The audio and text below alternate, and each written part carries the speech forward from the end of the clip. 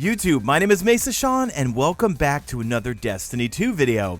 Alright folks, in this video we're going to cover a number of topics related to DLC in Destiny 2, the future of Destiny 2, Shadowkeep, the upcoming DLC expansion, which is kind of shaping up to be a standalone game almost. We'll talk a little bit more about that later. We have a little bit more information regarding Destiny 2 New Light, which is the free-to-play version of Destiny 2, and also there were 3 panels with the developers from Bungie. We're going to kind of summarize what they talked about. Without further ado, let's get into it, but before that, if you enjoy this video, hit that like button and subscribe if you're not a subscriber. Let's get into it. Bungie was kind enough to send me some high-resolution screenshots of the moon from Shadowkeep. Now, in these screenshots, it pretty much looks just like the moon that we were on in Destiny 1. However, they did discuss in some of these panels, yes, we're going back to the moon, and we'll see some very familiar places. However, a lot has been transformed as well as added onto what we've already played on. I have a feeling some strikes will be returning from Destiny 1.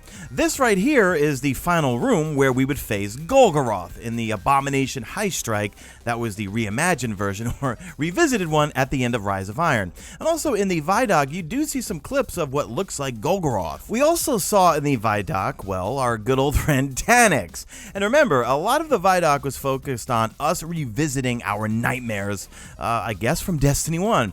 Now, this image here looks like it's on Taniks' ship that was over above the moon. So yeah, I got a feeling we might even be getting that strike back as well. Do you guys remember this room? The good old Shrine of Oryx? Man, I have so many good memories of Destiny 1 going to the moon. I remember early on in Destiny 1 farming for like black wax idols, or I forgot the other item that you would get from Hive that they would drop from yellow bars and you would trade into Raoul the Ghoul for Glimmer. But yeah, the Shrine of Oryx, this is a nice image of it. And also, this was the room from the Blighted Chalice strike at the end of Destiny 1's life cycle with Rise of Iron.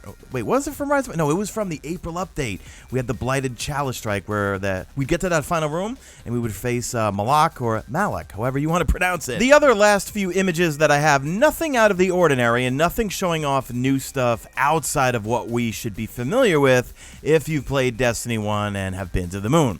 Nothing in terms of the Citadel that's outside or the expansive areas, because in the panels from E3, that's a big thing that they were driving home in all of the interviews was that, yeah, we're going back to the moon and we're going to see familiar areas, but it's been highly expanded upon. In the interview with Scott Taylor and Deej, they discussed the season passes, and that's right, passes plural.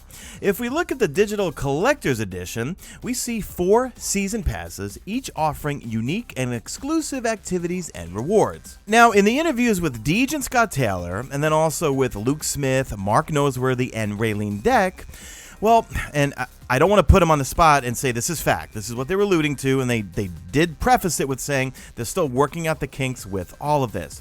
Here's how it seems like it's going to work. There's going to be season passes. You can buy them all a la carte.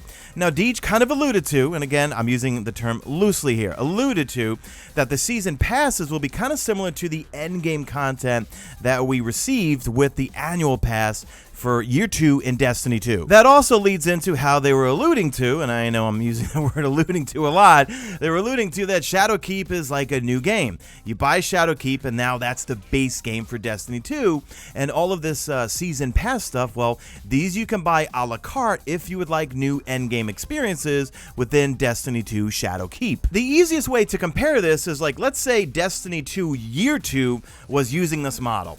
You would have Forsaken as your base game, and then let's say Black Armory, Season of the Drifter, and Season of Opulence, those would be season passes, and you could buy them a la carte. Maybe you're not into Gambit, alright, you're going to pass on Season of the Drifter. However, you want those weapons from Black Armory, and you like what you see from Season of Opulence, well, you know what, I'm going to buy those two. So this way, you can experience those 2 separate expansions, but you might want to pass on the Season of the Drifter. However, if you have the base game of Destiny 2, which is free, which will be New Light, well, you could still play Crucible, you could still play Strikes, you could still play Gambit. They said over and over Gambit is part of Destiny New Light. and I am really stopping myself from saying First Light over and over. Do you guys remember First Light? One of my favorite maps from Destiny 1 for PvP. But it looks like you'll be able to purchase these a la carte, and if you see something you like, well, you can buy it and then add it on to your Destiny 2 endgame experience. Now, the next thing I want to discuss is cross-save, and you will have to buy Shadowkeep on another platform if you're planning on moving over. So say, for example, I am on PlayStation 4. I have Shadowkeep. I have all the previous DLC, etc. I want to then go play on PC. Well, I don't have a PC just yet, but I plan to buy one sometime in September, hopefully. So I get a PC. Well, when I get that PC, I download Destiny New Light. I've got the base game. It's there. It's for free. However, if I want to play Shadowkeep, I do have to purchase Shadowkeep. Now, I think it makes sense. Does it make sense to you guys? Because I saw a number of people tweeting at me today talking about it, that with other games, let's say like for Fortnite, you have cross-save and you can just download it on one platform and then bring your character or whatever your progress over to the other platform and play for free. Well, yeah, isn't Fortnite a free-to-play game? So one would expect you buy it for one platform, you're going to have to buy the game on another platform. So I don't see any issue with it. You don't have to buy the base game. The base game of Destiny 2 and New Light is going to be completely free. So you don't even need to buy Forsaken, I don't think.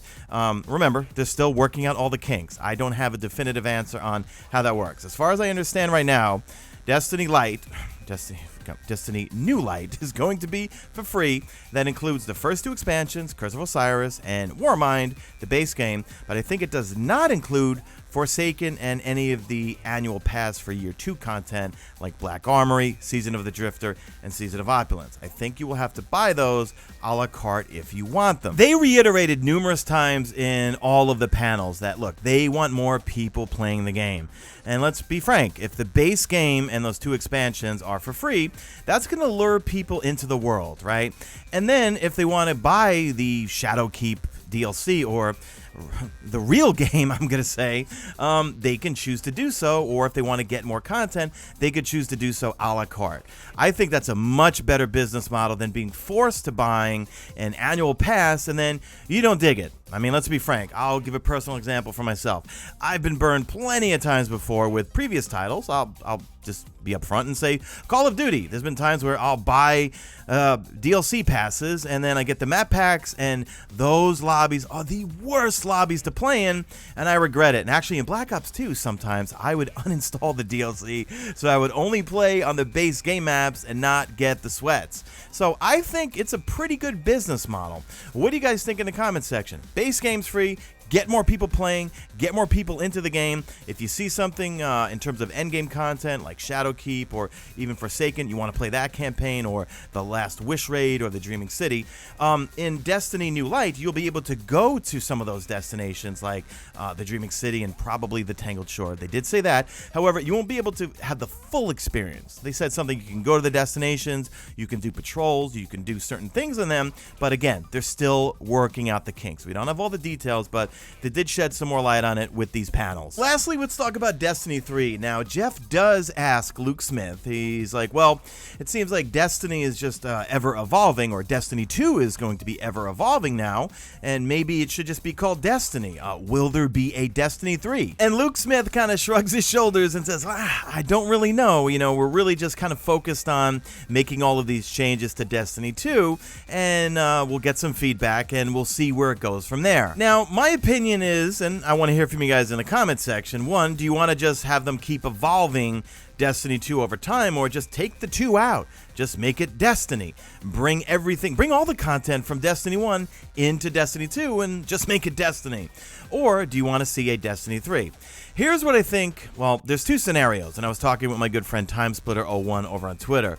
First off, we know that new consoles are coming, and that's more than likely going to be in 2020. And more than likely, they're going to be doing 60 frames per second on these new devices. Now, they would either have to do a brand new Destiny game to have 60 frames per second, on next generation consoles, or do a huge update to the current game to get it to 60 frames per second on the next gen consoles. So I don't know where they're going to go with this, guys. Do you guys think we're going to get a Destiny 3?